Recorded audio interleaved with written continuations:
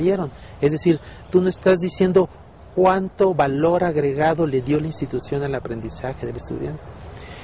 Desgraciadamente es muy común ahora con las pruebas de enlace ver que las escuelas dicen somos la mejor escuela porque nuestros estudiantes son los que mejores resultados sacaron en las pruebas de enlace. Y no hay nada más alejado de la verdad que eso.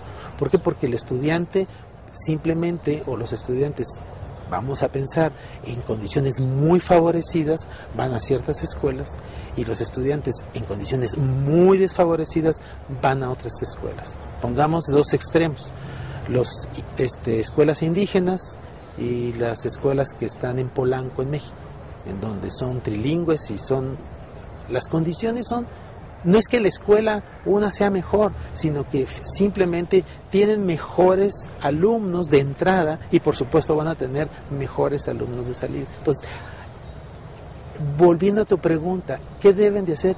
Deben de hacer interpretaciones muy mesuradas, muy bien pensadas, muy interpretadas en el contexto en que estén y no utilizarlas con este ánimo de presumir, por decirlo de una manera, o de tratar de esconderse porque salen mal, sino con el ánimo de aprender qué es lo que deben de hacer para mejorar, independientemente que en una comparación o en otra unos salgan más arriba que otro.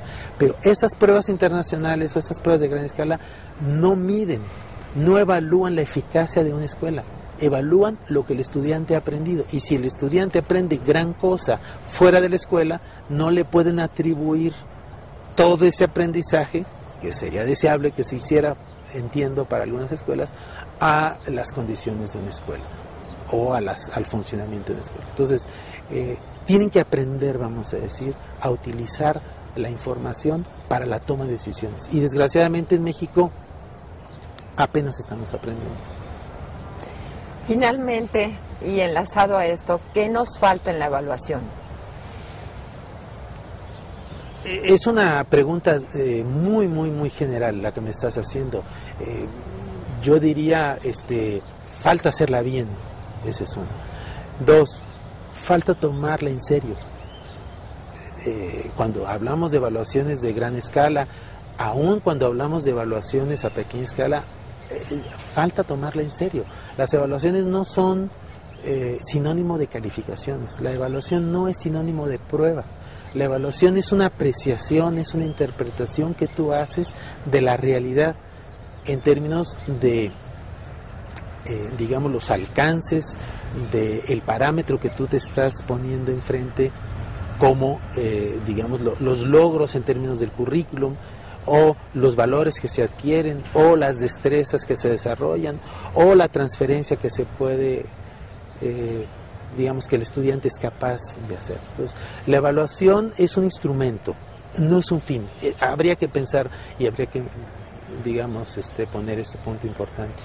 La evaluación debe de hacerse con este fin, con el fin de ayudar a la enseñanza, cosa que no se hace. La evaluación usualmente se utiliza para dar calificaciones y muchas veces ni siquiera se toma muy en cuenta la importancia de la evaluación, porque se da calificaciones no por los aprendizajes necesariamente que se adquieren, sino porque si el estudiante hizo algunas tareas, si el estudiante es simpático, si el estudiante se esforzó mucho, es decir, el profesor toma en cuenta muchas otras cosas para tratar de ser justo con el estudiante. Y no es que esté mal la intención, pero digamos, la evaluación finalmente no representa lo que los estudiantes aprendieron. Pongo el ejemplo y con eso termino. En un estudio que hicimos relativamente hace poco, cuando yo trabajé en el INE, hicimos una comparación de lo que aprendían los estudiantes en tercero, sexto de primaria y tercero de secundaria. Y lo que veíamos es que las diferencias en lo que los estudiantes aprenden cuando salen de un mismo grado, calculándolo en términos de grados escolares, podrían ser hasta de 4 o 5 grados escolares. ¿Qué quiere decir? Que estudiantes de sexto de primaria pueden diferir hasta en 4 grados escolares unos de otros. Y los dos Es decir, los dos casos extremos tienen el mismo certificado de la primaria. Y aquí, en términos más coloquiales, tú puedes pensar siempre que un 8, un 9 en una asignatura determinada no es lo mismo en una escuela que en otra.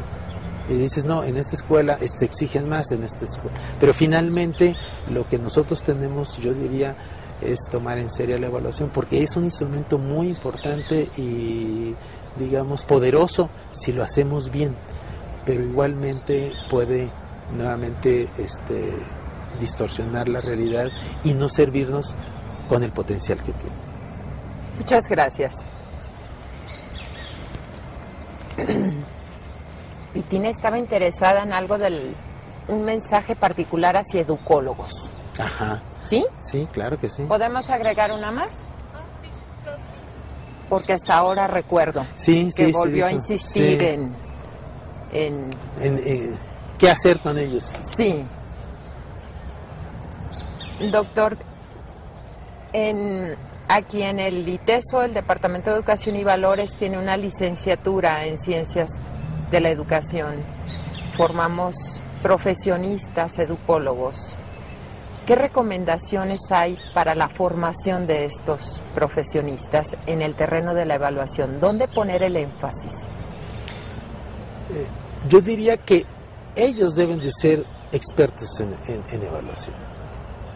Porque la educación, ya lo decíamos, la enseñanza, el aprendizaje de los estudiantes va de mano con la evaluación. Entonces, si tú no conoces cómo evaluar y no eres un experto en evaluación, pues tienes la mitad de las herramientas para ser un buen experto en educación.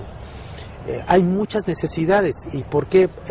Porque uno podría decir, hay las necesidades de saber evaluar bien el aprendizaje de los estudiantes, pero también hay la necesidad de saber evaluar bien los planes y programas de estudio de las instituciones, y también hay la necesidad de saber evaluar a los docentes, y hay la necesidad de saber evaluar a la propia institución. Entonces es un campo, digamos, grande la evaluación, que presenta muchos retos actualmente.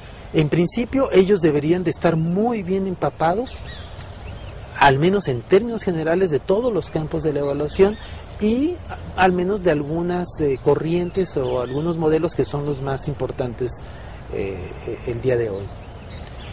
Y tendrían que saber hacer instrumentos de evaluación, porque la evaluación requiere de instrumentos. Tú, para evaluar algo, necesitas hacer una prueba, necesitas hacer una encuesta, necesitas hacer una entrevista, necesitas hacer, digamos, instrumentos que te ayuden a tomar información y con ellos hacer una interpretación correcta de la realidad que estás buscando evaluar. Deben de conocer los principios elementales de la elaboración de pruebas, de la elaboración de cuestionarios o de la elaboración de cualquier instrumento que vayan a utilizar con este propósito. Y desgraciadamente no los conocen. Comentábamos hace un rato, o si no lo comentaba yo lo pensaba, que la evaluación es un campo en donde la educación y la psicología han empatado muy bien en otros lados del mundo. En México usualmente están completamente separados. Entonces tendrían que hacer sinergia con los psicólogos, que ojalá también supieran hacer evaluaciones no solamente psicológicas, sino educativas. A nivel internacional, mundial, las grandes evaluaciones psicológicas y las grandes evaluaciones educativas fueron hechas por los mismos personajes, curiosamente. Pero aquí hay una necesidad muy grande, no solamente para formar a otros educadores o para formar a gente que trabaja en las instituciones, sino que la sociedad no tiene instrumentos de evaluación. Tú quieres ir a comprar una prueba de comprensión lectora, no la vas a encontrar. Quieres ir a comprar una prueba de habilidades básicas de aritmética, no la vas a encontrar. No hay, simplemente. De hecho, lo que hay son pruebas hechas en Estados Unidos, traducidos en Puerto Rico y que se venden en México, que no nos sirven porque no están hechos para nuestro currículum, porque no están hechos para nuestra población, por muchas razones, digamos, técnicas y contextuales, no sirven esas evaluaciones. Entonces es un campo gigante, abierto, con muchos recursos potenciales, tanto económicos como educativos. Yo diría que por ahí quien se fije un poquito en eso va a encontrar un área muy importante de desarrollo.